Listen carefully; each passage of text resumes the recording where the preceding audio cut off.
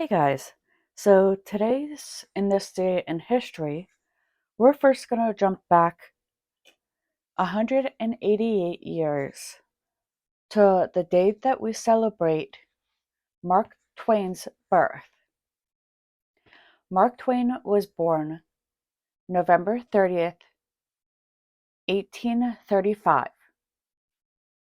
He was also an American writer who passed away at the age of 74 on April 21st, 1910. Then we jump 89 years. Yes, 89 to 1924, where politician Shirley Chisholm was who was the first African American woman to be elected to the U.S. Congress, was born. Then we jump 15 years. I know it's not that much. To 1939. After Finland refused to grant the Soviet Union a naval base and other concessions in the fall of 1939, the Soviet Union decided to send Soviet troops, totaling about 1 million men, who attacked Finland on several fronts. And that initiated the Russo-Finnish War. Then we jump 27 years.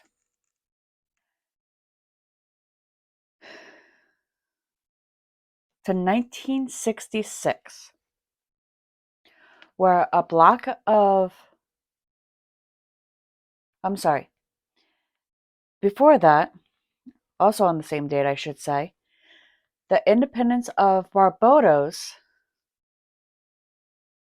which is an island nation in the Caribbean, situated about 100 miles or 160 kilometers east of Windward Island, had gained internal self-rule in 1961 and achieved its full independence from Britain on November 30th, 1966.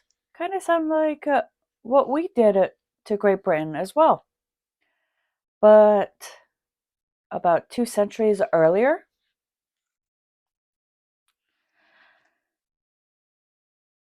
speaking of,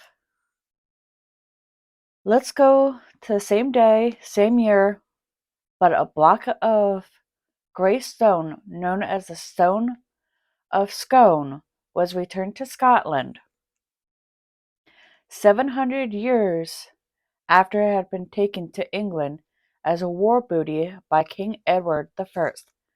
Sounds like they were having issues. Not gonna bash them though. Then we jump 40 years. Actually, no, I lie. The block of grey sandstone was actually 40 years after the independence of Barbados. Now we jump 5 years to 2001,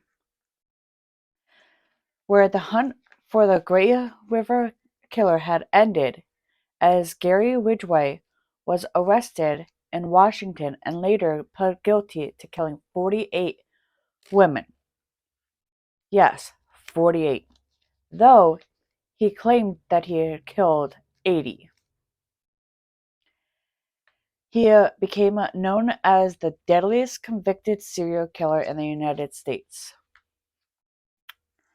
Then we jump 6 years to 2007, where American motorcycle daredevil Evel Knievel, who was known for his death-defying stunts, which also included the spectacular jump over the fountains at Caesar Palace Hotel in Las Vegas in 1986, passed away at the age of 69.